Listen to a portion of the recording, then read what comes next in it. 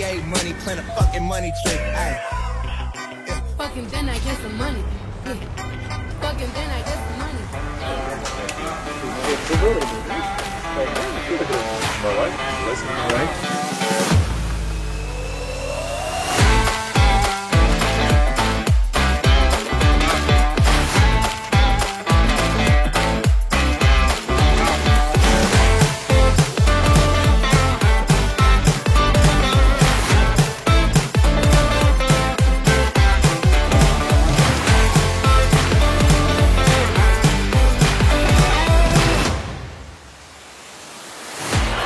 И Эриксон готовится оформить. Дубай! Блестяще играет вратарь! Красавец!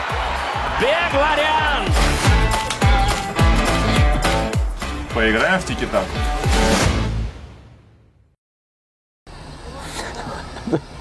Арса, прикинь, Эриксон будет тики-таку играть и тебя найдет. Сразу настроение упадет. 100%. Ողջույն, եթերում քորներն է, բայց այս անգամ մի փոքր այլ ձևաչափով քորներ ոդկաստ, վաղուց էի ցանկանում այս ձևաչափով թողարկում մատուցել մեր ֆուտբոլասերներին եւ այսօր այդ պահը ոնց որ ասում են եկել է, միանշանակ խոսել ենք հայկական ֆուտբոլի մասին, Սուրեն Մելիքսեթյան, ֆուտբոլային ինսայդեր եւ մեկնաբան։ Սուրեն ջան, մերսի, որ ընդունեցիր հրավերը։ Ինքնամ շնորհակալ եմ հրավերին։ Եվ այսօր լիքը թեմաներ ենք իրականում խոսալու, այդ պահը ինչպես ասում էր հասունացել է։ Բայց մինչև այդ լիքը թեմաներին, հետաքրքիր թեմաներին անցնելը, ասեմ, որ խաղարկում ենք Հրանտ Լեոն Ռանոսի այս Մենխենգլադբախի Բորուսիայի խաղաշապիկը։ Գրեք մեկնաբանությունները, որքանով ձեզ դուր եկավ այս ձևաչափը, արդյոք արժի շարունակել, ինձ թվում է արժի, բայց ամեն դեպքում թող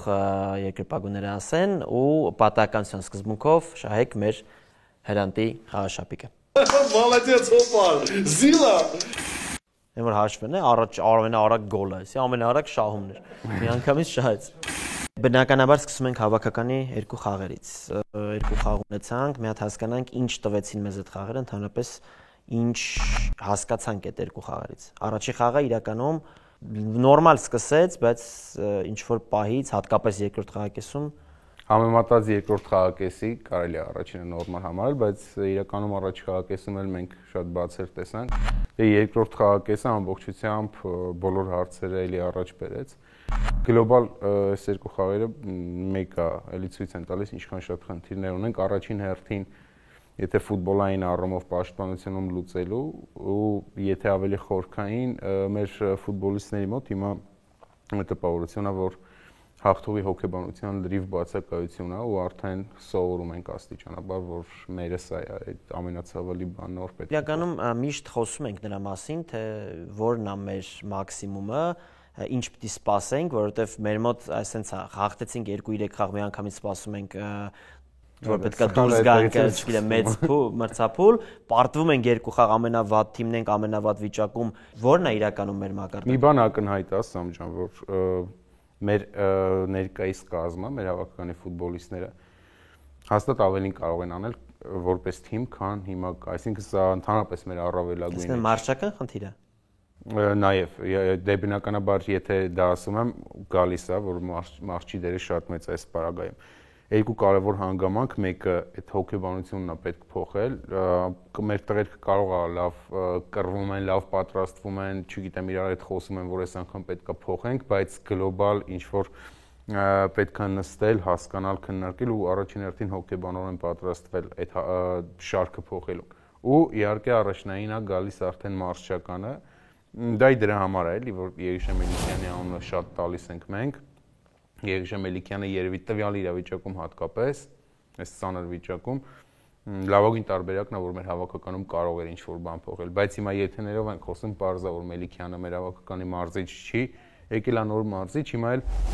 արդեն կան խոսակցություններ, մարդիկ ասում են պետք է հեռանա, բայց այդպես չի լինում, որովհետև մարդը շատ բարդ վիճակում է եկել։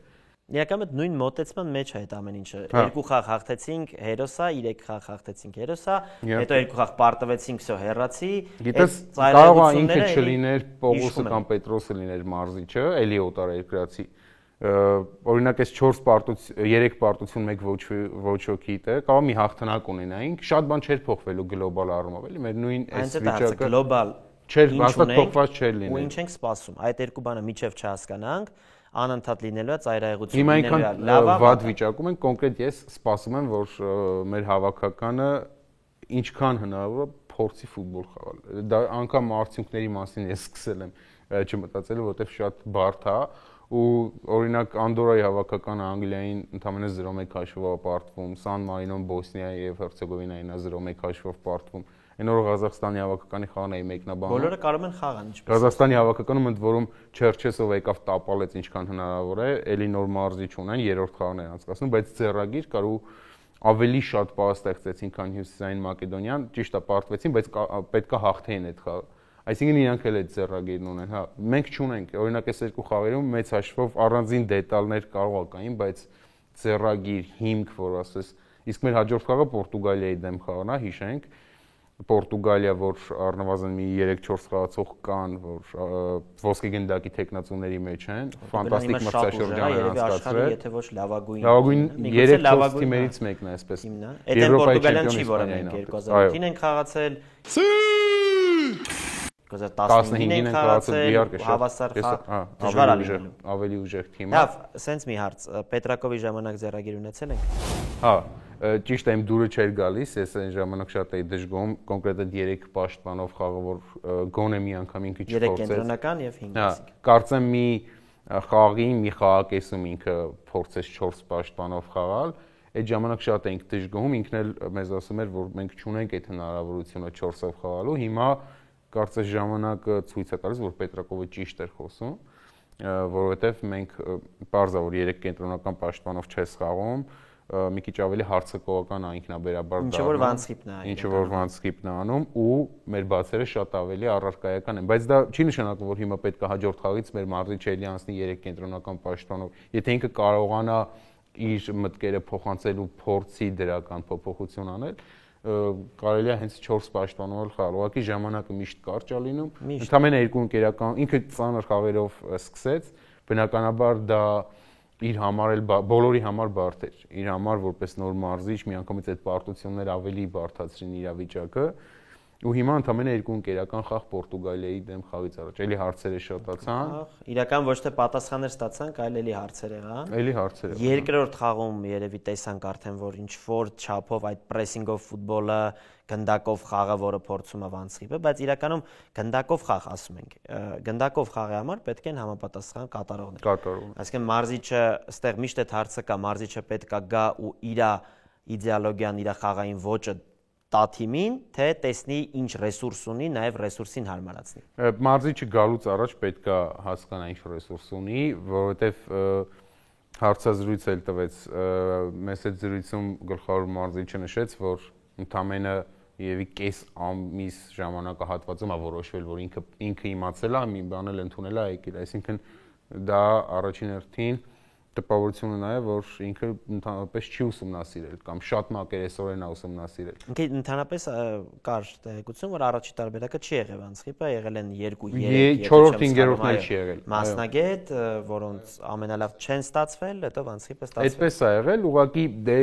եթե ժամանակ չես ունեցել, չես ուսումնասիրել, այնպես չի որ ես հիմա ուզում եմ իրեն շատ քննադատել, բայց փաստ է արձանագրենք, էլի, եթե դու շատ չես ուսումնասիրել, հիմա չես կարող ասուլիսներին ասել, դե գիտեք մենք չունենք ռեսուրս, չունենք դու պարտավոր ես իմանալ, ինչի տակ ես մտնում, ոնց որ ասում ենք, ինչի տակ ես ստորագրում, ինչի տակ ես ստորագրում, հա։ Ու դե եկել ես հիմա պետք է աշխատել։ 100% Ուրիշ տարբերակ չկա, կամ պետք է հեռանալ, ես չեմ ուզում ինքը հեռանալ, որովհետև ճիշտ չի 4 տարի։ Հա, լուրջ չի։ Պետք է ժամանակ ու առնվազն ընտրական փուլը։ Խաղերը մի հատ ուրիշ վատ բան էլ կա։ Եթե օրինակ վանցիպը գար ազգերի լիգայի նախորդ խաղարկության մեկնարկից առաջ իր մոտ կարող շատ բաներ ավելի լավ ստացվեին հաշվի առնելով որ ավելի հարմար մրցակիցներ ունեինք։ Պարզը չէ որ Ֆարերյան կղզիների Հյուսիսային Մակեդոնիայի դեմ ավելի հեշտ է քո մտքերը փոխանցել ու փորձել ստանալ, քան Պորտուգալիայի դեմ, որ մեծ հաշվով իրանք քեզ չեն թողնելու։ Հարոյանն էլ էր վերջերս ասում էլի հարցազրույցի ժամանակ, որ մենք չունենք այն կարգը, որ Պորտուգալիայի դեմ, չգիտեմ, խաղամակարդակով հավասարախանք, մենք պետք է մեր նվիրվածության հաշվին փորձենք ինչ-որ բան անել։ Այնինչ եվրոպական եւ առասարակ շատ հավաքականներ սկսում են անգամ ամենաուժեղների դեմ փորձում են ֆուտբոլ խաղալ։ Ոնց որ Նոան փորձեց Չելսիի դեմ։ Ոնց որ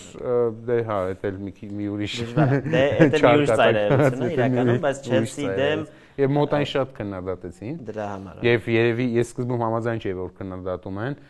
ասում էի դե հա, դե մարդը այդ ֆուտբոլն է խաղում, բայց չէ, ամեն դեպքում դու Չելսիի դեմ չես խաղում։ Ոսկե մեջինի մասին ենք շատ խոսում, կարծում եմ որ միշտ պետքա պայել, այսինքն օքեյ դու ունես քո ֆուտբոլը ու իրականում եթե նայում ենք Նոան 10-ից ավելի հարված կատարեց Չելսիի հետ խաղում։ Մենք գիտենք հայկական թիմը որ Չելսիի հետ խաղում է, ու չի էլ խաղում իրականում, բայց լավ հավաքական է երբ որ տոպ շատ եղել է որ գրեթե հարված չի կատարել։ Կամ Չելսիի շատ ավելի թույլ թիմ է։ Գիտես, ամեն դեպքում Նոայի ֆուտբոլիստները որակապես լավն են։ Ու Չելսիի հետ չենք համեմատում, այլ առասարակ, այսինքն ունեին են որակները, որ գոնե հետո այդ հարվածներից 1-2-ն են իրականում վտանգավոր եղել, դե վիճակագրությունն է ցույց տալիս, որ 10 հարված է կատարել, բայց թիմը գնացել է գրողների եղել են վտանգավոր պայել։ Առաջի պահը Նոան է մտածել է ֆուտբոլ խաղալու մասին, այսինքն էլի չի մտել դարպասն ու բայց այստեղ էլ ոսկե միջին, օքեյ, քաղաքով ֆուտբոլը, բայց փորձի 0 չպարտվեց, չնայած որ իհարկե մրցակիցը շատ եթե 0-3-0-4 հաշվով պարտվի, հիմա մի քիչ շեղվեցինք, բայց մեկը Նոայի մասին էլ ենք խոսել։ Եթե օրինակ 4 գնդակի տարբերությամբ պարտվեր, շատ այդպես չէին քննադատել, դա կոնֆերենցիաների լիգայի պատմության ամենախոշոր հաղթանակն էր, դա մեզ համար էլ ամենախոշոր հաշվով պարտությունը։ Հետաքրքիր է որ Նոան փաստորեն ամենախոշոր հաշվով նաև հաղթողն էր միջև։ Դրանից առաջ որակավորման փուլում ամենախոշոր հաշվով հաղթանակը տարան, հետո եղավ Չելսիի դեմ։ Մենակ այն որ հասել էին Չելսիին շատ լավ էր, բայց դա բացա ապագա ուրիշ բան էլ կար, առաջին ակումբներ, որ այսինքն ոչ թե առաջին ակումբներ, աննախորդ մրցաշրջանում միակ ակումբներ, որ առաջին փուլից հաղթելով գնաց, այսինքն մյուս ակումբները ովքեր մտել էին լիգայի փուլ, երկրորդ փուլից էին երրորդից կամ չեմպիոնների լիգայից, իսկ Նոան միակ ակումբը դարձավ, որը առաջին փուլից մտավ։ Տեսնենք այս տարի նույնպես հուսով ենք դրան դեռ կանրադառնանք, վերադառնանք հավաքականի երկու խաղերին, մի քիչ ավելի մանրամասն փորձենք այստեղ ինչ լավը տեսանք, ինչ վատը, օրինակ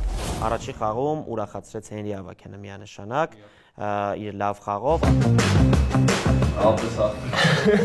Արդեն վերադարձավ հավաքականի մեկնարկային կազմ 8 տարի անց, որպես 7 տարի անց որպես հասուն դարպասապահ, արդեն որը հիանալի մրցաշրջան Փյունիկում անցկացրեց եւ պատրաստ էր այդ համար 1-ի դերին։ Բայց այդտեղ մի հատ էլ հիմա միանգամից վատի մասին խոսանք, այսինքն դարպասապահ, որը լավագույններից էր դաշտում, եթե ոչ լավագույնը, բայց մենք մեկը 5 գոլ ենք վաստում, 11 սեյվ էր արել Հենոն ու շատ լավ այնտեղ սեյվ էր։ Ես դեռ խաղը մեկնաբանում էի ու ցավոք այսքան ժամանակ ինչքան խաղը մեկնաբանել եմ մենք պարտվել ենք ես սնահավատ չեմ բայց սկսում եմ ես էլ արդեն շատ էս Պորտուգալի հետ մի մեկնաբանի Իսկ թվում է եթե հանկարծ ինձ տան ասում եմ չէ որովհետեւ Այդ միականը որ քեզ չեն մեղադրիկ ասեմ Ախր հա հիմա մեկնաբանի դժվար է Դե մեկ էլ Սպերցյանի գոլը շատ ուժեղ էր Սպերցյանի մասին առանձին խոսենք որովհետեւ Սպերցյանը մի հատ լրիվ ուրիշ խաղամակարդակ ցույց տվեց այս անգամ։ Մենք միշտ ասում ենք Սպերցյան մեր լուսավոր տղան, մեր տաղանդավոր առաջին անգամ այդ տարբերությունը։ Ինքը վերցրեց խաղը իր վրա այս անգամ ուղակի ու սկսեց արդյունք ապահովել։ Այ առաջին անգամ այն ժամանակ ասում ենք, չէ՞, Մխիթարյանն ու մյուսները ու դա այդպես էր։ Հիմա առաջին անգամ ես զգացի որ Սպերցյանը ու մյուսները, որովհետև Սպերցյանի որոշումներ կայացնելը, տեխնիկական հագեցվածությունը, կատարողական վարպետությունը ու ամեն ինչ ուրիշ է, էլի դու տեսնում ես, առաջին անգամ դա տեսանելի էր։ Կարող է Լուկասը չկար, որովհետև Լուկասը լիներ նա էլ այդ որակներն ունի, նա էլ աչքի ընկնում, բայց Սպերցյանը հետո բայց մի հատ ուրիշ կարևոր բան ունեցավ, այդ ամեն ինչին գումարած առաջատարի հատկանիշներ ինքն։ Նախ հավաքի թև կապով էր Կրասնոդարում էլ դա ունի միշտ, բայց մենք չէինք տեսնում մինչև վերջը, նույնիսկ երբ որ հաղթական գոլ էր խփում, մեկը ոնց որ խաղի առումով տենց չի։ Համաձայն եմ, իսկ հիմա ֆուտբոլիստ թիմակիցներին հուշում անդադար, սայապետ, նայապետ կստեղ փոխանցի։ Չէ, ինքը Հետո մի քիչ ավելի ազատություն էր տրված, չէ՞, հիմնական տեսնել։ Այս Վանսկիպի նոր սխեմայով ինքը իրեն հաստատ ավելի հարմար է ազգալու ու շատ նման է Կրասնոդարին ու խաղային դասավորությունով որտեղ է խաղում եւ այլն։ Դա շատ կարեւոր է, որտեղ Իվուն էլ չկար, մեզ համար շատ մեծ ուժ է։ Պատկերացրու Իվուն լինի կողքը մեկին էլ գտնենք ամենաօպտիմալ տարբերակը, որ էլի ավելի շատ պաշտպանողականը կանի։ Սպերցյանը, որ մի քիչ ավելի ազատություն ստանա, այդ կենտրոնում մենք կարող ենք էլի համեմատաբար լավ պատկեր ունենալ։ Հենակետային գոտուց կամա խոսեցինք, երկու առնվազն նորեկ եթե չեմ սխալվում, Աղբալյանը Դանիել խաղաց, Ավանեսյանը եկավ, դե Կարեն Մուրադյանը հրավիրվեց չխաղաց, թե Մարզիկ։ Երկու նորեկ երիտասարդ նորեկ, ինչ տպավորություն թողեցին։ Մեկ էլ Թոմաս Ադորյանին էլ է դիրքում կարելի է դիտարկել, ու ես այսպես այնքան մի քիչ ունիվերսալ ֆուտբոլիստ է, բայց հաշվի առնելով որ հարցակման եզրերում այդ գծում ենք ավելի շատ ընտրություն ունենք, ավելի լավ է իրան հենց այնտեղ էլ դիտարկել, որովհետև այդտեղ խնդիրներն ավելի շատ են։ Երեքի մասին էլ կարելի է խոսել, օրինակ Ադորյանը առաջին խաղում չտպավորեց, երկրորդ խաղում երբ փոխարինման դուրս եկավ, լավն էր։ Ինքը թեթև էր, ճկուն էր, դա եմ ասում։ Ինքը արդեն զգացում է, որ նոր բան կարող է հաղորդել մեր հավաքականին։ Մտավախությունս, որ մի տարի ու կես հետո ինքը Լուկաս Սելարյանի որոշումների չկայացնի, ու այդ դեպքում էլ կարող է մարդուն չմեղադրես։ Չեմ կարծում, ինչի։ Որտեվ Լուկասը շատ ձևավորված, ինքը աստղային ֆուտբոլիստ է, որը MLS-ում աստղ էր։ Մեսսին հավասար աստղ էր MLS-ում, այսինքն բայց հարցը գիտես որն է, որ ինքը երբ եկել է նվիրված ու լավ խաղացել է։ Այ Թուրքիայից դրա համար ես հիմա իրեն չեմ մեղադրում այդ որ չի գալիս, որովհետև այսպես ես իրեն շատ հասկացում ես չի գալու։ Կարծում եմ չի գալու։ Կարող է, չգիտեմ, Պորտուգալիայի մի խաղին գա, բայց իրան վրա մեծ հույսեր կապել դնել պետք չի, որովհետև մանավանդ տարիքն էլ արդեն տունա գնացել արդեն, այսինքն Արգենտինայում ոնց որ փոշակի է գնում կամ մեր կադրերին զարգացնելու մասին։ Հա, մենք էլի չշեղում ենք թեմայից։ Ադորյանը ցույց տվեց, որ կարող է ապագայում մեզ լավ որակներ տալ։ Տիգրան Ավանեսյան ու Դանիել Աղբալյան։ Տիգրան Ավանեսյանը խաղաց երևի չգիտեմ բավարար։ Դանիել Աղբալյանը դե մեր առաջնությունում ամենաաչքի ընկնող ֆուտբոլիստներից մեկն է ու Աղբալյանը նաև մոտա Փյունիկ տեղափոխվելուն ու այս պարագայում ինքը Երգեշե Մելիքյանի գլխավորությամբ էլ կարող է պրոգրես ունենալ։ Հիմա Փյունիկից էլ երևի մենք խոսենք շատ է ուրախացնում որ հայ ֆուտբոլիստներ են գալիս, այսինքն Մելիքյանը իրենց կարող է նոր մակարդակի հանել, առաջընթաց ապահովել։ Աղբալյանն էլ հաստատ ունի այն որակները, որ մեզ ոնց որ շատ երկար սպասեցինք իր նորամուտին, կարող էր նաև ավելի շուտ լինել, 26 տարեկան, հա, ու եթե ճիշտ եմ հիշում 26 տարեկան ու առաջին անգամ ինքը խաղաց, եւ իր վրա էլ եւ կարելի է հույս տանել մանավանդ որ մենք ունենք այդ խնդիրը դաշտի կենտրոնում։ Մենք մի իվ ունենք, որ հաստատ է, որովհետեւ ինքը ապացուցել է, որ ուժեղ է,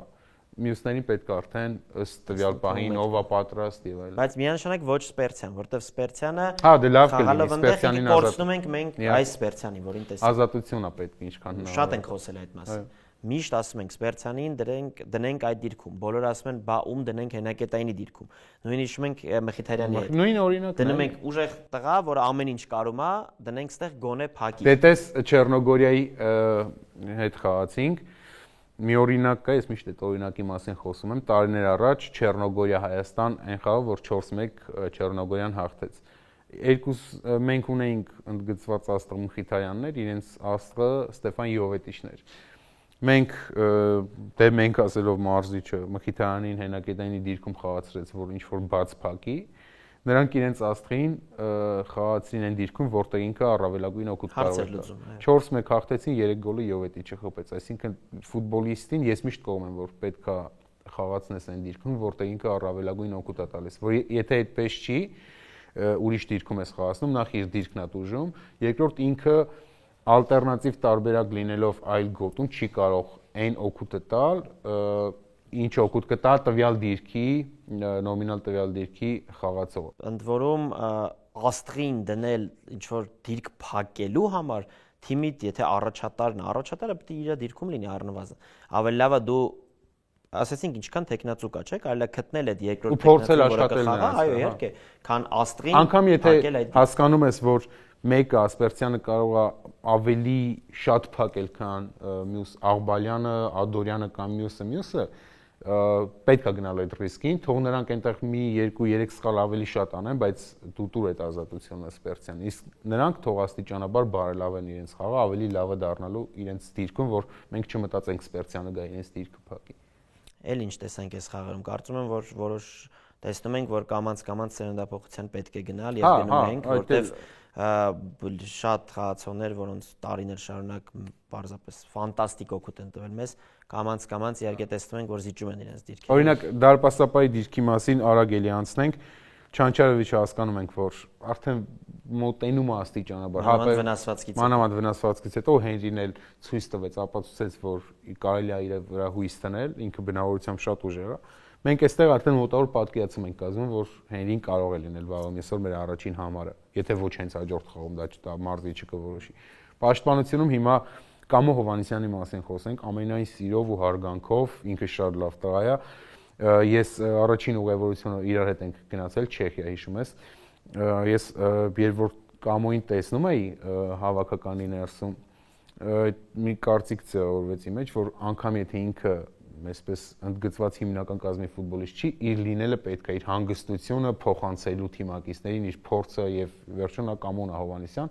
այնտեղ շատերի երիտասարդ։ Բայց ֆուտբոլային առումով Կամոն օրինակ դուրս եկավ փոխարինման շատ թույլ ֆուտբոլ խաղաց ու իր մոտ էլ արդեն տարիքից ելնելով ինչ որ խնդիրներ են գալիս։ Այն ժամանակ արագություն ուներ, հիմա արագություններն էլ են նվազել։ Հա, իհարկե։ Բայց մի հատ վատ տենդենս կա։ Կամոին ուղղակի օրինակ բերեց, էլի, այնպես դրամա շարունակելով, շարունակե վատ տենդենս, վատ չի, դա ոնց կա, այ նույն մեր ֆուտբոլիստները փորձառու նույն Հարոյանի մասին կարող եմ նույնը ասել, երբ որ հետ են վերադառնում Հայաստանի առաջնությունը, արդեն մի տեսակ ոնց որ թուլանան, այսինքն այն ձգությունը, որ միշտ կա, այսինքն արտասահմանում դու չես կարող պարզապես ամեն շաբաթ, այո, չես խաղա։ Ստեղ նրանք այնքան մեծ հերինակություն։ Կոնկրետ Հարոյանի պարագայում մի քիչ Եվի Փյունիկի մոտ էլ մրցաշրջանը վատ դասավորեց, դա էլ նպաստեց, բայց համաձայն եմ, այդ պահը կա բոլորի մասին է։ Հայաստանում ավելի հանգիստ են մեր փորձառու ֆուտբոլիստները, չկա այդ մոտիվացիան, որը կա դրսում։ Այդ մի քիչ իհարկե դա այդպես է, մի քիչ էլ ուզում ես մտնես ֆուտբոլիստի դերության մեջ, որովհետև հոգեբանական հանգամանք կա, ու անգամ ամենաբարձր մակարդակում է այդպես լինում, էլի, համաշխարհային աստղերը երբ որ գիտակցում են, մտքից երով անցնում է, որ այս մրցակիցը կարելի է իրան ոչ ամբողջ ուժերը դնելով հաղթել, չես կարող ուղղակի հանել մարդու ուղերի մեջից, ինքնաբերաբար է նաև դա ստացվում։ Չեմ կարծում թե միտումնավոր իրենք ասում են այստեղ չէ, բնականաբար դա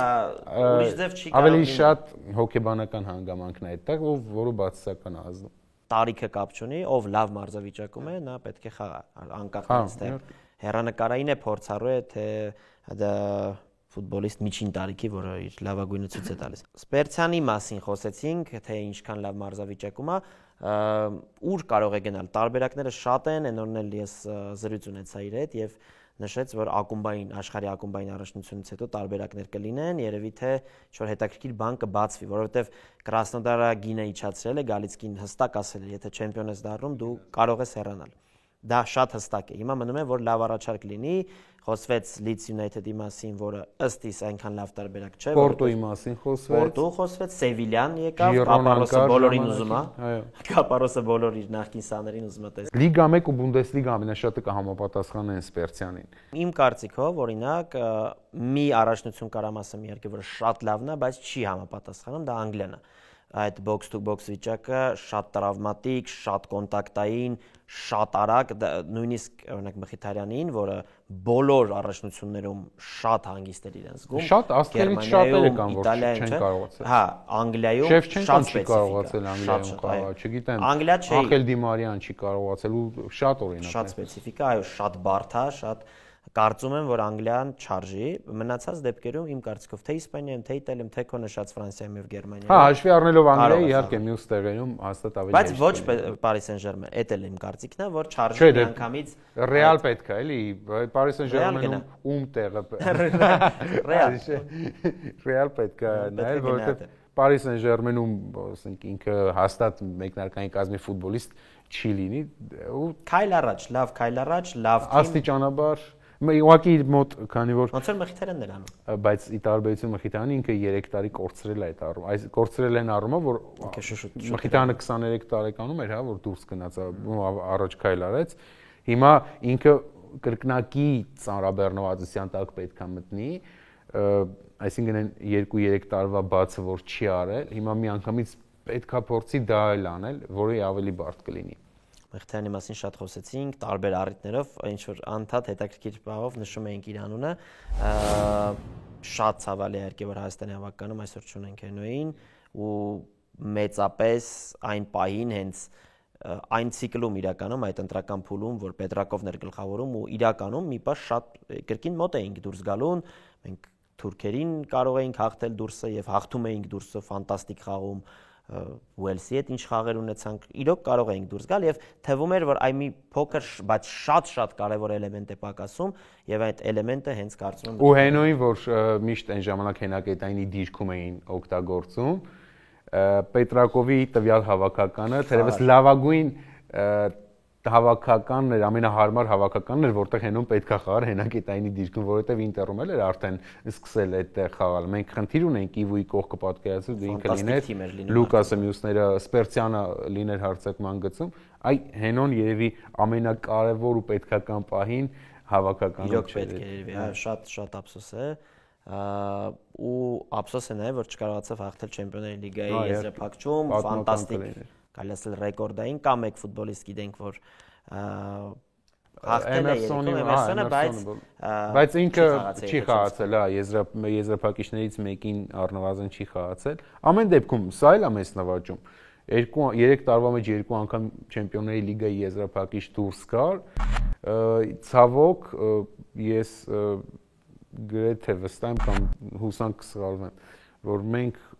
առաջիկա մի քանի տասնամյակների ընթացքում միգուցե մեր կյանքում էլ, չգիտեմ, Հենոյի նման Հայաստանից դուրս եկած ֆուտբոլիստ չտեսնենք, որովհետև իսկապես հեռանկարը չի երևում։ Այդ Հայաստանից դուրս եկածն է իրական շատ հետաքրքիր ու կարևոր, որովհետև Դեյմաս Սպերցյանը օրինակ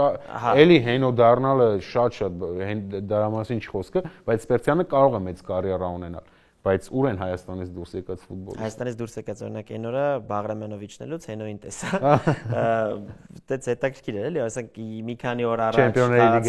լիգայի եզրափակիչ, հիմա Բաղրամյանով Բարսանում է տուն, չգիտեմ, էական չի, բայց այդ վիճակը ոդկով Երևանում հենց այդ պահին է զգում, որ այո, ստեղի մեր տղան է, որը փաստորեն այստեղից մեծացավ Փյունիկով, գնաց հասավ Չեմպիոնների լիգայի եզրափակիչ, հաղթեց Եվրոպա լիգան կոնֆերենցիա։ Մի քանի թոփ ակումբների պատմության մեջ է ինքը։ Ինչի տենց եղավ, ոնց տենց եղավ, որովհետև շատ են խոսում նրա մասին, մտածելակերպ, դիսցիպլինա, նվիրվածություն, Շախտյորում բազայից դուրս չգալ, իսկ ինքը նպատակ ուներ, որովհետև ինքը սեր ուներ մարզաձևի հանդեպ ու նպատակ։ Հիմա ինչ ենք տեսնում մեր հայ ֆուտբոլիստների երիտասարդ 1-2 լավ խաղ, օքեյ, 10 լավ խաղ, հավաքականում 1-2 լավ խաղ, միանգամից, ընդ որում եկեք ուրիշ օրինակ բերենք, ինչի՞ չէ, օրինակ նույն Ռանոսը ֆանտաստիկ 2 խաղով գնաց Բորուսիա, այսինքն Ուելսի խաղը իջնենք, Կիպրոսի խաղը, բարձացավ հավաքականով,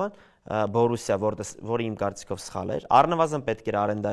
վարձավճարով գնալ ուրիշ թիմ, որտեղ սկսում էր արդեն վատ process-ները։ Մնաց Պետրակով անընդհատ ասում էր, պահանջ խաղալ մեկներկային կազմում։ Պահանջ։ Եթե այն ոնց որ դու ֆուտբոլիստը պետք է իրենից հասանելի կանի, հետո իհարկե պետք է պահանջելն էլ է նորմալ ու կարևոր է։ Եթե մարզավիճակում չես։ Դե բա այդ եմ ասում, դու պետք է պատրաստ ես քեզնից հասանելի կանես, ի՞նչ է նշանակում։ Խաղալ, եթե արցակվող ես գոլեր խփել, հետո տես ոնց է ամբողջ ազգը կողքդ կանգնում ասում, բայց երբ դու ֆուտբոլ չես խաղում ու ասում ես ես պետք է խաղամ, այդ մի քիչ Դե բոլորին է վերաբերում, ստեղ ընդհանրապես սա օրինակ է, որին մենք մեր բոլոր ֆուտբոլիստներին երևի թե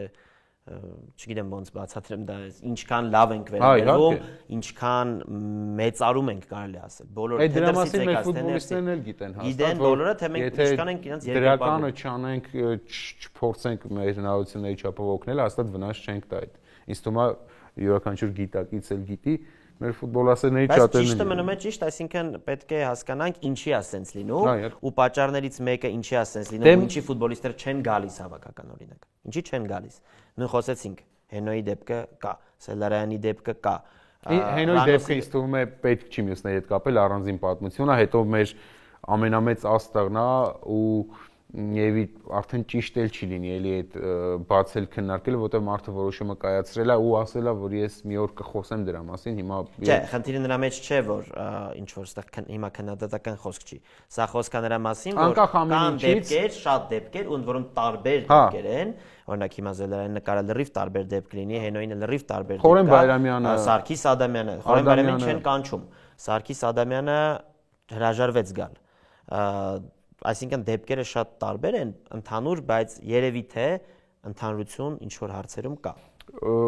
Քանի որ մենք ամեն դեպքում ինչքան ուզում եմ շատ բան իմանանք, ներքին խոհանոցում չենք, դժվար է պատասխանելը, բայց իմ պատկերացումներով խնդիրը էլի այնտեղից է գալիս, որ մենք մեր կորիզը հավաքականի ձևավորված չէ, օրինակ Հայաստանից դուրս եկած ֆուտբոլիստներով։ Վարդան Մինասյանի գլխավորած այն ուժեղ հավաքականի բանը որն էր, որ 7-8 ֆուտբոլիստ կային ու նրանք հիմնական կազմում խաղացող ֆուտբոլիստներ էին հիմնականում, որոնք նույն մենթալիտետի տեր մարդիկ էին, նույն մշակույթը կրող էին, իսկ հիմա մենք այդ խնդիրը էլի ունենք, 4 հոգի Ռուսաստանից եկավ իրար հետ են շփվում, Հայաստանից 3-4 հոգի իրար հետ են շփվում, տարբեր մշակույթի կրող, տարբեր մենթալիտետի տեր մարդիկ են, ու եթե այդ կապը չկա, նրանք հավաքականում թիմ չեն կարող լինել։ Ինչքան ուզում է ավակը հավաքի բոլորին կամ մարզիչը հավաքի ասի, չէ, մենք հեսա դուրս ենք գալիս, ախտենք այդպես չի լինում։ Լուծումը առաջին հերթին Հայաստանում ֆուտբոլը զարգացնել, հայ ֆուտբոլիստներին զարգացնել, որտեղ հիմա հաջորդ հարցի պետք է գա, ովքեր պետք է անեն, բոլորը, անխտիր բոլորը պետք է իրենցից կախված ամեն ինչ անեն դրա համար։ Ակումբների սեփականատեր, ֆուտբոլի ֆեդերացիա, մարզիչներ, չգիտեմ, համակարգողներ, լրագրողներ, բոլորը։ Իրականում հա, երկրպագուներն է գիտենք դժգոհությունը, երկար ժամանակ կա դժգոհություն ընդհանուր համակարգին ֆուտբոլային, ստեղ էլ շատ քննարկում կա իրականում, իսկ ինչ անել, որ ավելի լավ լինի, ինչ ռեալ լուծումներ, ինչ կարող են առաջարկվել, որ լինի ռեալ փոփոխություն, այսինքն նույն մանկապատանեկան ֆուտբոլից, որ խոսում ենք, դա այնպես չէ, զարգացնել շատ տարիներ, տասնյակ տարիներ լսում ենք դա, զարգացնել ինչպես զարգացնել մանկապատանեկան ֆուտբոլը, եթե օրինակ ունենք մարզիչների քանակի, որակի խնդիր։ Եթե թե բարձրագույն խմբում, թե առաջին խմբում, թե մանկապատանեկան ֆուտբոլում մենք ունենք ռեսուրսի խնդիր, թե երեխաների մոտ քիչ թե շատ, մինչև ինչ որ տարիք շատ տաղանդավոր երեխաներ կա, այդ տարիքից 11-ից 13-ից պետք է զարգացում գնա, կանգնում է զարգացումը։ Տեղ ենք տեսնում այդ խնդիրը։ Տարիներ շարունակ փորձեր արվել դեռ շատ տարիներ առաջ, մոտ 10 տարի եթե ոչ ավել առաջ, Բանանց այն ժամանակ հիմիկվա Ուրարտուն բերեց հոլանդացի մասնագետների, հիշում ենք Ռայմոնդ Վերհեյնի գլխավորությամբ։ Այսինքն փորձերը շատ են արվել։ Իրենք բայց բան հետաքրքիր սերունդ տվեցին, Նարեկ Գրիգորյանից այդ սերունդը, ովքեր Բանանցում են եղել այն ժամանակ, մի քանի հոգի հիմա որ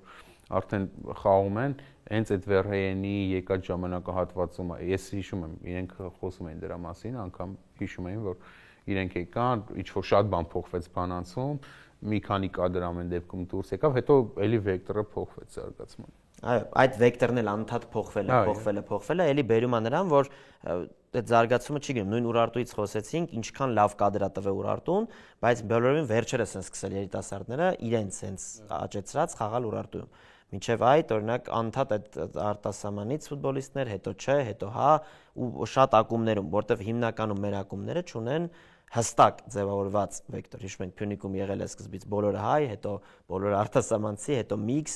այսինքն իմ կարծիքով ամենաճիշտ եթե ակումբների մասին ենք խոսում, դա երիտասարդ հայ ֆուտբոլիստերին շանս տալով նաև ունենալ երկու փորձառու։ Դե մեր մոտ ակումբների սեփականատերը շտապում են, փորձում են անպայման չեմպիոն դառնալ, չգիտեմ, Շահույթի մասին են մտածում։ Էլի երևի չես մեղադրի, որովհետև հիմնականում իրենց գրպանից են, բայց եկամուտն էլ մենակատեղից է գոյանում, այսինքն ուրիշ երկրներում նույն Հունգարիայում եթե վերցնենք, նախ ակումբային ֆուտբոլը չի ասի թե իրենց ակումբները շատ ավելի ուժեղ են, մոտավորապես նույն մակարդակն է մեր տոպ ակումբը, տեսանք Արարատ Արմենիա Պուշկաշ ակադեմիայի հետ ոնց խաղաց, Ֆերենցվարոշը մի փոքր տարբերվում է, բայց շատ չէ, Նոայի մակարդակի պլյուս-մինուս կարող ենք ասել, բայց այնտեղ եթե կառուցվածքային նայենք օրինակ ես եղա այնտեղ Ֆերենցվարոշ Դեբրեցեն խաղին, ինչ կազմակերպվածություն, Դեբրեցենի ստադիոնում 10-ից 1000-ից ավել առաջնության խաղին երկրպագու։ Մի քանի խաղ նայեցի տրանսլյացիաներով, տեսնեք ինչ տրանսլյացիաներ են։ Կարող է լիքը չի մարդ, 3-4000 մարդ է, բայց ինչ ստադիոններ են, ինչ հեռարձակում է բարձր որակի, այդ հովանավորչական ինչ որ բաները, այստեղ ոչ մեկին հետ ոչ մի հովանավորի հետաքրքիր չի Հայաստանի առաջնությունը։ Երկրպագուներին հետաքրքիր չի Հայաստանի առաջնությունը, հիմա ավելի վատ բան կասեմ։ Երբ որ պարտվում է հետաքրքիր չի Հայաստանի հավաքականը, այն օրը գնացել ենք խաղը նայենք մի հատ օրինակով բանի հետ, երկրորդ խաղը Չեռնոգորիայի հետ, սրճարաններից մեկում տեղ ենք պահել, գանք նայենք։ Մի անգամից մեզ ասացին, որ մենակ դուք եք խաղի համար պահել, կլի ձենը չմիացնենք, չէ, միացրեք, խնդրում եմ։ Միացրեցին, հիմա լիքն է սրճարանը, ոչ մեկի մտքով չի անցնում, մի հատ խաղը նայի։ Մենք նստած վա, այս բանը, այս մեկ մտավ։ Բայց այդ մարդկանցից շատերը կոմենտներ են գրում քննադատում։ Հա, կրվածի ժամանակ կքննադատեն, կրածի, այսինքն այդ կրված, մենք իրականում ասում ենք մենք ֆուտբոլային ազգին շատ ենք սիրում, բայց մենք չենք սիրում։ Սիրելը ոնց է լինում, մենք սիրում ենք հաղթանակ ու չենք սիրում պարտություն։ Կա Արաբական Միացյալ Էմիրությունների առաջնություն եւ Կատարի առաջնություն ու կա Մարոկկոյի առաջնություն։ Առաջին երկուսում փողին փող չեն ասում, այնքան փող ունեն, աստղերին բերում են եւ այլն եւ այլն։ Սաուդյան Արաբիան այլ պատմություն է, դրա մասին չեմ խոսում։ Բայց նույն ԱՄԷ-ի ու Կատարի առաջնությունում 1000-2000 հոգի է խաղին գնում։ Կա Մարոկկոյի առաջնություն, որտեղ այդ գումարները չկան, բայց Մարոկկոյի առաջնության ցանկացած խաղ, որը ուզենանք, 40-50 հազար երկրպագու այնպիսի մթնոլորտ են ապահովում, իրենք ֆուտբոլային երկիր են։ Ոնց որ Պարսկաստանում, ոնց որ Իրանում։ Հիմա մենք ինչ ուզում ես ասա, ֆուտբոլ սիրող մարդը կգա ոչ թե կմտածի մենակ այդ արևած աղքի մասին, չգիտեմ, լուրջ եւ առարկայական կհետաքրքրվի ու չկա նման բան։ Իրական շատ գործի բերումով նաեւ ստադիոններում եղա վերջին տարիներին, տարբեր երկրներում, այսինքն Արևելյան Եվրոպա եւ այլն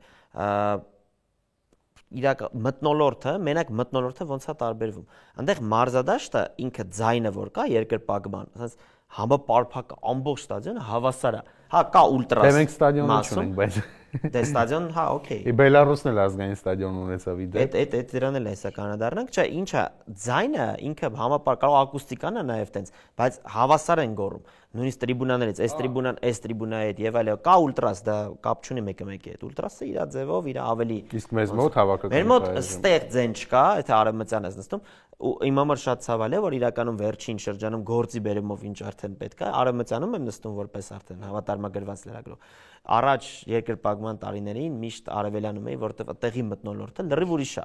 Այդ ուզում ես դրա մեջ լինես, ստեղ շատ տենց լուրջ ասեմ, հա գոլ խփենք ուրախանան իհարկե բոլորը, բայց չկա այդ երկրպագման բան, ավելի շատ թատրոնն է, էլի, հա, ֆուտբոլիստ շատ մանուկներ կան էլի, իրականում տենց մենք խոսում ենք միշտ կոնկրետ դեպքերից, բայց շատ գլոբալ են խնդիրները, սկսվում է սիրելուց, սկսվում է մոտեցումից, սկսվում է պրոֆեսիոնալիզմից, նվիրվածությունից ու այսպես շատ մեծ մոտ պետության աջակցությունն էլ չկա ֆուտբոլի, դա էլ է շատ, իհարկե դրա մասին էլ է խոսվում ու իսկապես հիմա Վրաստանի մասին ես էլ եմ շատ խոսում համեմատում, բայց Վրաստանում պետությունը լուրջ աջակցություն է ցուցաբերում, այդ բանակի խնդիրը մենք ունենք, դա էլ է խանգարող հանգամանք, միայն դրանք չեն, բայց դրանք էլ կարևոր հանգամանքներ են, որոնք գումարվում են մյուսներին ու այս ամբողջի համատեքստում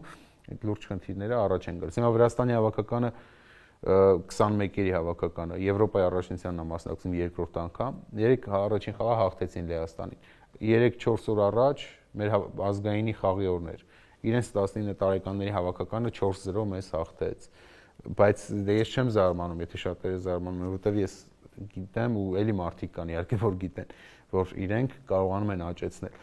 Թբիլիսի Դինամոյում 16 տարեկան ձախ պաշտպան կա, այն օրը նորամուտը նշեց ազգային հավաքականում, Ռեալ, Լիվերպուլ, Բարսելոնա, ուզում են Որսենը սկսել այդ 20 տարեկան կիսապաշտպան կա, Յուվենտուսն է արդեն ոնց որ համաձայնեցրել, տանում են իրենք վերացին։ Իսկ մենք ասում ենք Սպերցիան 25 տարեկանում գոնե Սպերցիանը շարունակի մղթային ուղին, որովհետև ունենք լավ ֆուտբոլիստներ, բայց չի ստացվում այդ ուղին։ Այդ այնց մի անգամից։ Որ ֆուտբոլիստին գիտենք, Էդգար Մանուչարյանը երևի 17-ում գնաց Այաքս, այն էլ վնասվածքները խանգարեցին, որ հայ ֆուտբոլիստին են այսքան տարի մի անգամից տանում տոպ ակումբ։ Որ չկա տենց բան, որտեվ ընդունված չի։ Վրացիներին ընդունված է, իրենք գիտեն վրացական շուկան նայում ենք։ Ես քեզ ավելին ասեմ։ 17 տարեկան հոպ տանում։ Հիմա ուրիշ շուկայի մասին էլ կարելի է խոսել, որ իրանց էլ եմ հետեւում էլի զարմանք չկա ինձ մոտ։ Ուզբեկստանը առաջին անգամ աշխարհի առաջնության ուղեգիր նվաճեցին իրենց 17 տարեկանների, 20 տարեկանների 17 տարեկանների հավաքականը Ասիայի չեմպիոն դարձավ, կարծեմ 2 տարի առաջ, 20 տարեկանների հավաքականը իրենց տարիքայինների աշխարհի առաջնությունում փայլեցին եւ եթե Էլդոր Շոմուրոդովն էր իրենց աստղը մի քանի տարի առաջ, հիմա Խուսանովը գնաց City, հիմա կան արդեն 17-18 տարեկան մի շարք ուզբեկ ֆուտբոլիստներ, որոնց նկատմամբ շատ լուրջ հետաքրքրվածություն ունեն առաջատար թոփ հակումները։ Ուզբեկստանում էլ են ֆուտբոլը զարգացնում։ Ուզբեկստանը իրականում արդեն մի քանի տարի է, որ բավականին լավ զարգանում է, իրանց մի փոքր հեշտեր երևի թե սենց ասենք դուրս գալ։ Ասիայի գոտուց մեզ շատ դժվար է, որովհետև դի Պորտուգալիա, նու եթե ոչ Պորտուգալիա, ապա չգիտեմ Լեհաստան առնվազն պիտի անցնես, որ բանես, ինչը հեշտացավ ազգերի լիգայով,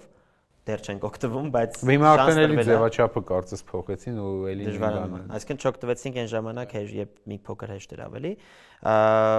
բայց այն որ զարգացում գնում է շատ երկրներում, դա փաստ է։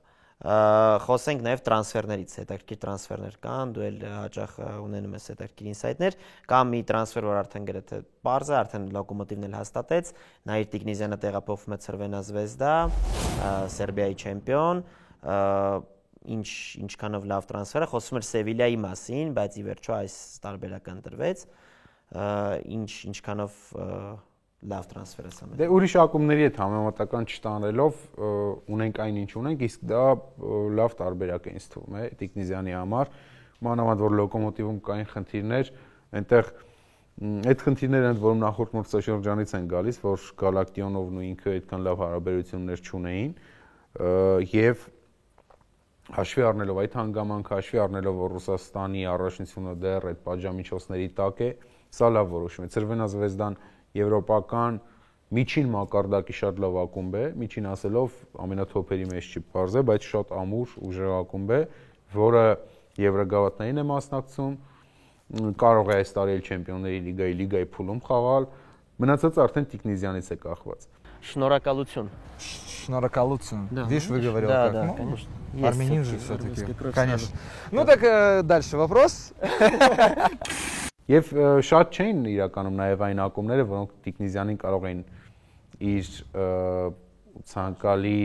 աշխատավարձը տալ։ Ի վերջո նա Լոկոմոտիվում հաստատ քիչ գումար չէր վաստակում, իսկ Սևիլիան կարող է օրինակ այդքան աշխատավարձ չտալ։ Իսպանիայում օրինակ այդքան բարձր չէ։ Իհարկե, շատ Իտալիայում, Իսպանիայում։ Որակն է բարձր, բայց ոչ այո։ Իսկ Ցրվենա Զվեզդան տվեց, լավ է, այստեղ համաձայնեցրել են ամեն ինչ, մնացածը կախված է Նաիրից։ Հետո մի փաստել կար, Նաիրը իրականում մի փոքր վերջին շրջանում չէր խաղում Լոկոմոտիվում, այնքան էլ լավ մարզիչը չէ։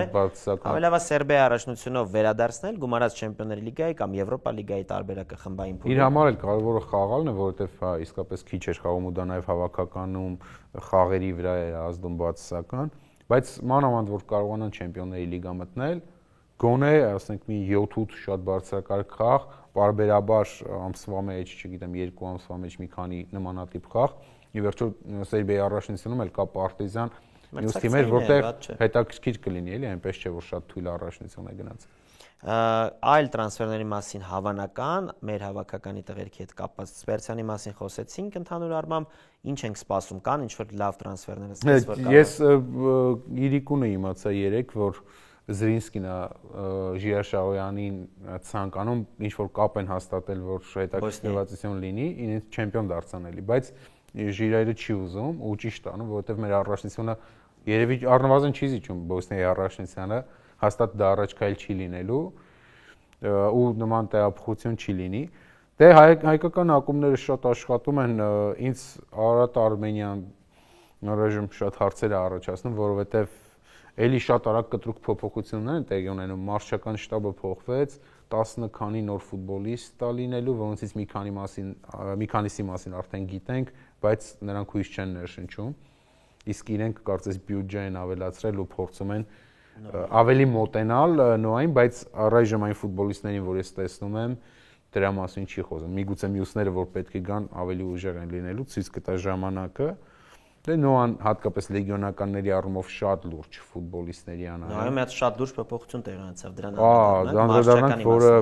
շատ բացասական եմ գնահատում կա այդ առումով, կարող ես մի փոքր պատմել։ Շատ բացասական եմ գնահատում Մոտայի քայլը, որովհետև ինչպես ժամանակին Դիլան թողեց եկավ Նոա, առաջատար էր սարքել դարձրել Դիլային,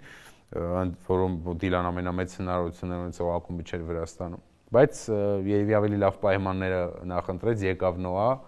անցավ ճանապարհ, նաև իր անունը ավելի հեղինակավոր դարձրեց, սկսեցին ավելի շատ երևի խոսել Եվրոպայում։ Հիմա ամենակարևոր պահին Չեմպիոնների լիգայից առաջ թիմին թողնել ու գնալ, ես դա չեմ ընդունում։ Հուսանք Նոան կկարողանա համարժեք նոր մարզիչ ընտրել։ Հետաքրքիր կլինի հանկարծ Նոան ու Լուդոգորեցը հանդիպեն Դե արդեն 1+1 ձևաչափով մոտան պայմանագիր է ստորագրում Լուդոգորեցի հետ։ Հետաքրքիր կլինի Նոան եւ Լուդոգորեցը հանդիպեն ու հանկարծ Նոան անցնի Լուդոգորեցին մոտայի, չգիտեմ, վրեժը։ Ես իրեն որպես մարզիչ թե դրականն են խոսում, թե բացասական, ամեն դեպքում ուներ որակներ, բայց իր այդ մարդկային որակները իմ դուրը չէր գալիս, ես դրա մասին շատ դեպքերում բարձրաձայն խոսել եմ, մեր հայ մարզիչների հետ անընդհատ կոնֆլիկտներ եւ այլն, իրենք այդ կոնֆլիկտային մարդ էր կոնկրետ ինքը իր շտաբով ընդ որում մարզչական, չգիտեմ շտաբը կմենա թե։ Մի հատ sense օրինակ չէր թիմի, դե բարձ է, ասենք հնարավորությունները շատ ավելի շատ են եւ շատ թիմերից շատ ավելի ուժեղ են Հայաստանի առաջնությունում, բայց օրինակ 5-րդ կամ 6-րդ գոլից հետո նույն ձև ուրախանալ կարգով 4 անգամ թույլ թիմի հետ, դա մի փոքր Այդ ամեն ինչը մարզչական շտաբից է գալիս։ Ես շատ լավ ասեցի ու միանգամից հրաշալի օրինակ եկավ։ Փյունիկ բկմա, ինձ հետո Մելիքյանն է պատմել Երիշեն։ Փյունիկ բկմա խաղից հետո, որ Փյունիկը 3 հատ էր խփել, թե 4 հատ էր խփել, ես հասկացա, որ գնում են էլի խփելու, ավակին թեում այդ ժամանակով ա եղել ավակը։ Ասում ասեցի, արի, ինչ եք անում այդ երեխեքին կոտրում եք, հաղթել եք ձեր խաղը, գլորեք գնդակը 5 րոպե մնաց։ Ինչքան կարևոր բան է, չէ՞։ Էդ էլ է, էլի մի քիչ հատկանիշներ պետք է լինի։ Մենակ լավ մարզիչը, մենակ լավ տակտիկա։ Այսինքն հարգանքի մասին է ֆուտբոլը, դա կարևոր տեղ է։ Եղեք ամենալավը, եղեք լավ մարզիչ, բայց հարգանքը առաջնային օրինակ ինձ համար անձամբ։ Հիմա խոսվում է, որ Նոայում Սանդրո Պերկովիչ ֆորվարդն է։ Մի քանի տեխնացուներ կան, մեկը ինքն է, բայց ես այսպես ասեմ, իմ տեղեկություններով, սպասի, ես ունեմ էլի մոտս։ Պերկովիչ, Զորան Զեկիչ, որը Սարայևոյի գլխավոր մարզիչն է հիմա։ Իսկ որտեղ է եղել միջև հետո։ Խորվաթա, էլի այդ Խորվաթիա, կարծեմ Օսիեկում էլ աշխատել։ Իրենցից մեկը Օսիեկում էլ աշխատել։ Սերգեյ Յակերովիչ, բոսնիացի է, որը այսինքն Բալկանների կողմն են ավելի շատ։ Տպավորությունը հենց դրա, բայց իրանք իմ տեղեկություններով շորթ լիստում եղել են, բայց իրենք չեն լինելու։ Այդ Պերկովիչի անունն էլ որ կա, էլի քննարկվել է, բայց ասեմ ավելին, Լուդոգորեցի գլխավոր մարզիչը, որ հեռացավ, որ մոտանտե է գնում է, տարբերակն էլ ա եղել, բայց էլի այս պայդրությամբ ամենայն դեպս չէ ինքն։ Բայց ամեն դեպքում լավ մասնագետ բնական։ Հա, դե փորձում են ինչքան։ Հիմա ժամանակը կար չէ։ Այդ է խնդիրը։ Հավաքականի նույն դեպքում կային շատ լավ մասնագետներ շորթլիստում, չստացվեց, օքեյ, Վան Սրիպն է վատ մասնագետ չի, իր անցած ուղով Այաքս Ամստերդամ Հունաստան, բայց թիվ 1-ը չի եղել, ինչ ուզել են։ Ստեղ հարցային է շորթլիստի որ երրորդ տեխնացուին կստացվի բերել։ Մանավանդ կարճ ժամանակում բերել է ավելի։ Մանավանդ կարճ ժամանակում։ Սուրճ ջան, որպես վերջաբան մենք ունենք նաև հարցեր մեր երկրպագուներից, հետևորդներից։ Այս անգամ մեկն ենք առանձնացրել, ամեն անգամ կփորձենք, եթե երկի շարունակել լինի եւ մենք կուզենանք, դա կախված է նաև ձեր ռեակցիաներից եւ արձագանքներից, կուզենանք շարունակել այս նաև խորագիրը։ Այս անգամ անդրադառնանք մանկապատանեկան ֆուտբոլին, մասնապես հարցը, ինչ ծրագրեր է պետք ներմուծել, որ փոխվի մտածելակերպից սկսված մինչև խաղային ոճ։ Այսինքն խաղային ոճն էլ, ասենց սկսենք թեղից, խաղային ոճը ինքը բարդ հարց է, որովհետև փորձել ենք տարբեր ոճեր, իսպանական ոճն է մեր մոտ եղել։ Ամեն դեպքում ընդհանուր մոդել պետք է լինի, որ դպրոցից սկսած երեխան խաղային ֆուտբոլը, որ հետո ինքը այդպես շարունակաբար հասնելու է մինչև պրոֆեսիոնալ ֆուտբոլի։ Օրինակ եվրոպական նույն Իսպանիայում հենց այդպես են անում։ Բայց մանկապատանեկան ֆուտբոլ միայն ասելով ես կավելացնեի մարզային մանկապատանեկան ֆուտբոլ, մեզ մոտ ամեն ինչ մենակ ֆուտբոլում ամեն ինչ Հայաստանի վերաբերյալ Երևանում կենտրոնացած, դա իհարկե լավ չի, իսկ մարզերում հաստատ շատ տաղանդավոր երեխաներ կան, ես ծնվելով ու մեծանալով մարզում ես վստահ կարող եմ դա ասել, ուղղակի հնարավորություններ չկան։ Եթե մարզերում մանկապատանեկան ակումբների, նաև պրոֆեսիոնալ ակումբների քանակը ավելանա, օրինակ Լորին, որ կար, հիմա չկա։ Ենթադրենք այնպիսի մարզ գնանք, Տավուշի մարզ, որ վաղուց, չգիտեմ, պրոֆեսիոնալ թիմ չկա, ակումբ չկա։ Պատկերացրու Տավուշի մարզում պրոֆեսիոնալ ակումբ լինի եւ 2-3 լավ դպրոց ֆուտբոլային։ Այդ երեխեքը ինչ մոտիվացված կգնան այդ դպրոցներում սովորելու, խաղալու, որ իմանալու են մենք այսօր որ լավը լինենք, գնալու ենք մեր գլխավոր ակումբում Հայաստանի առաջնությունում խաղանք։ Ամեն մարզ գոնե մի ակումբ չունենա, այդ շատ կարևոր է։ աշխարհագրությունը պետք է մեծանա։ Մենք լավ օրինակ կա Ուրարտուն Ստեփանավանում բացատրել։ Շատ լավ օրինակ է, ընդ որում ոչ թե Ստեփանավանում ինչ որ նոր ակում, որը 0-ից դեռ պետք է կայանա, այլ այսինքն Հայաստանի լավագույն թիմերից մեկը դու գիտես, դու խաղում ես ստեղ Ստեփանավանում, աճում ես, դառնում ես, դու գնում ես Ուրարտու։ Մոտիվացիան ֆանտաստիկ է։ Իմ կարծիքով Ես միշտ Էդգար Մովսեսյանի օրինակն եմ բերում, Աչաջուրում իր եղբոր թիմում է խաղալիս եղել, 2 տարի փոքր է եղել այդ թիմից, իր տարիքայինների թիմ չեն ունեցել Աչաջուրում։ Բանացի այդ առաջնության խաղը երևի եղել Հայաստանի 1 գոլ իրենք են խփել, 10 քանի գոլ Բանացն է խփել, իրենց գոլը ասում է ես խփեցի, երևի բացի այդ էլ ասում եմ 2 լավ բան է արել, Բանացի մարզիչները նկատում են, գալիս են Երևան, ասում են sense մի հատ երեխա կա, հետո արդեն օգնում են, տեղափոխվում է Էդգարը իրենց բազա, շարունակում, այսօր Էդգար Մովսեսյանն է Հայաստանի առաջնությունում խաղացող ֆուտբոլիստ է։ Հիմա պատկերացրու Ստեփանավանի ակադեմիան ինչքան ավելի կմեծացնի Ուրարտուի հնարավորությունները, լավ կադրեր այնտեղից բերելու Երևան ու դարձնելու պրոֆեսիոնալ ֆուտբոլիստ։ Այ որ ամեն մարզում գոնե մի Պարզա ամեն մեկի հնարավորությունները տարբեր են, պետք չի շատ մեծ ակադեմիայի մասին խոսել, բայց մարզը դպրոց լինի, որ երեխաները իմանան, այստեղ էլ է պետության աջակցությունը, այստեղ էլ է կարևոր, ամեն մարզպետ, որ իմանա, որ ինքը պետք է նաև աշխատի ֆուտբոլի համար ինչ-որ բան անելու համար, մեր 10 մարզպետերից չգիտեմ քանիսն են ֆուտբոլասեր կամ քանիսն են մտածում ֆուտբոլի մասին, էլի խնդիր է։ Ընդ որում այդ դեպքերում քաղաքն էլ է շնչում։ Մենակ ֆուտբոլը չի, այսինքն ակադեմիա Ուրարտու գնանք, երեխաները չգիտեմ, ինչ ֆան շոփ են բացում, այսինքն շունչ է, նոր շունչ է գալիս քաղաք ու տենց օրինակներ ինչքան շատ լինեն, այն ժամանակ հիշում եք Փյունիկներ ուզում չէ Դիլիջանում կառուցեր, այսինքն այդ շարժը ինչքան շատ լինի, այնքան լավ, ոչ մարզայիններից կարանք հիմա նշենք օրինակ Յուվենտուսի ակադեմիայի մոտալուտ բացումը, որը պրեզենտացիան տեղի ունեցավ 1 տարուց, եթե չեմ սխալվում, նախատեսված է, ստեղ ինչն է դրական, նախ ենթակառուցվածքի ստեղծումը, ենթակառուցվածքի ստեղծում, ինչը կնպաստի, այսինքն ամեն դեպքում, անկախ նրանից թե ինչպես կաշխատի, չնայած կարծում եմ այնպիսի ֆրանչայզը, որ չի կարող վատ աշխատի, առնվազն ենթակառուցվածքը մնալու է Հայաստանում, այսինքն մեծ բան է արվում, դաշտեր են վերանորոգվելու, մարզադաշտ է լինելու, հիանալի պայմաններ վերականգնողական եւ այլն, բայց դրանից զատ իտալացի մարզիչներ են գալու աշխատեն, ինչը միանշանակ, ընդ որում մեր մարզիչները օգնելու են, ինչքանով որ գիտեմ, այսինքն թե մեր մարզիչները կարող են ստեղ աճել իտալացիների կողքին, թե երեխաները կարող են շատ լավ, այդ որ ասում ենք անցումը եւ կրթումը ֆուտբոլային կարող են շատ լավ անցնել, թե ասում են որ դրսից են գալու, ասենք օրինակ Դուբայից, այսինքն շատ բաներ թե երկրին, թե ֆուտբոլին, թե երեխաներին, թե մարզիչներին կարող է տալ ու որքան շատ լինեն նման նախագծեր, օրինակ նույն Նոայից շատ խոսեցինք, Վարշապատի ակադեմիայում շատ լուրջ շինարարություն է գնում։ Հա, հիմա երևի ավելի շատ աշխատանք Նոան հենց ենթակառուցվածքների վրա է տանում, քան գլխավոր թիմի ու դա շատ ուրախալի է։ Ենթակառուցվածքը մնալու է։ Մենակ հիմա սարքել թիմ, որը կխաղա օքեյ բարձրագույն խմբում, օքեյ նույնիսկ փուլեր կանցնի ինչ-որ եվրագավաթներում, դա լավ է, բայց դա սահմանափակ լավ է։ Իսկ ստեղծել ենթակառուցվածք, որը ոչ մեկ չի գալու, հետո քանդի գնա։ Ну, հուսով եմ։ Ոչ մեկ չի գալու։ Համաձայն եմ։ Այդ արդեն մեկ հիմք է պետք, ֆուտբոլը զարգացնելու համար հիմք է պետք, հիմքն էլ որն է ֆուտբոլում, ենթակառուցվածք, երեխաների այդ ճիշտ աշխատանք։ Հիմա մենք այսպես կողքից խոսում ենք, մենք շատ բան մեզնից կախված չի, որ մենք ասենք առարկայական մենք սա կարող ենք անել։ Մենք խոսում ենք, հա, բայց անողներն էլ պետք է մտածեն դրա մասին ու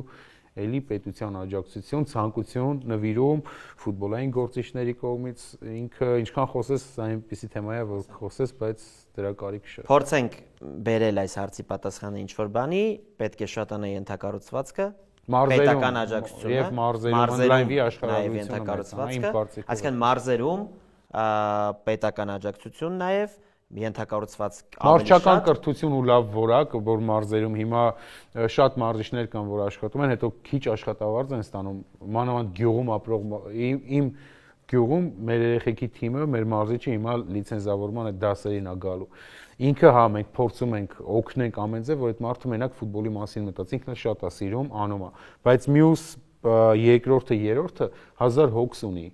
Նա չի կարող մտածել միայն ֆուտբոլի մասին, երբ պետք է ընտանիք պահի երեխա եւ այլն եւ այլն։ Նաեւ լավ որակի մարզիչներ կրթել ու պայմաններ ստեղծել մարզերում, շահագրգռել նրանց մարզերում աշխատելու, այս էլ է շատ կարևոր։ Շատ կարևոր է ու նաև այդ ինչպես ասեցինք փորձի փոխանակում նաև արտասահմանցի մասնագետներ, բայց ոչ թե գան 5 օրով դասախոսություն կարդան գնան, այլ ինչպես օրինակ այդ դեպքում իտալացի մարզիչներ կլինի թե այլ ազգի գան եւ այդ փորձի փոխանակումը ամիսներով կատարվի հենց այդտեղ գործնական։ Այդ ամենը կարծում եմ կարող է բերել հենց զարգացմանը եւ հուսով ենք որ հենց մանկապատանեկան ֆուտբոլից մենք այդ հիմքը դա է, այլ տարբերակ չկա։ Մենք որ անընդհատ չգնանք Սփյուռքից ֆուտբոլիստներ փնտրենք, միշտ էլ կգտնվեն Տիկնիզյանի նման, չգիտեմ, որը որ շատ լավ է, Ադորյանի նման, շատ լավ է, բայց հիմք պետք է ունենաս այստեղ, հետո տեսնես այս դիրքում խնդիրներ ունես, մտածես ասես Սփյուռքում ով ունենք, որ կարող է գալ այս դիրքերը փակել, ոչ թե Սփյուռքից ով կա հավաքես բերես, տեսնես ինչ է ստացվում, ինչ չի ստացվում, հետո ասես լավ Հայաստանի առաջնության խաղացողներից ովքեր կարող են գալ օգնել, այդպես չի լինում։ Սուրճ ջան, մերսի հետաքրքիր բովանդակալից զրույցի համար, ինչպես ասում եմ, հայկական ֆուտբոլից ես ու դու ինչքան խոսանք, թեմաները շատ են, ամեն ինչից դժվար է մի ոդկասթի ընթացքում խոսալ, բայց հուսով եմ, որ կլինի շարունակական ու կոնկրետ արդեն կանադառնանք այդ օրվա կարևոր թեմաներին։ Իմ դուրը գալիս է այս ձևաչափը, խնդրում եմ դուք էլ գրեք ձեր դուրը գալիս է թե չէ մեկնաբանություններում ու պատահականության սկզբունքով շահեք նաև Հրանտ Լեոն-Ռանոսի Բորուսիայի խաղաշապիկը։ Հեսա։ Ստեղա մոտոսա տալու եմ ձեզ։ Մենք էլ դեռ կհանդիպենք եւ հուսով ենք, որ կունենանք լավ թեմաներ քննարկելու հայկական ֆուտբոլի մասին։ Միանշանակ։ Կհանդիպենք։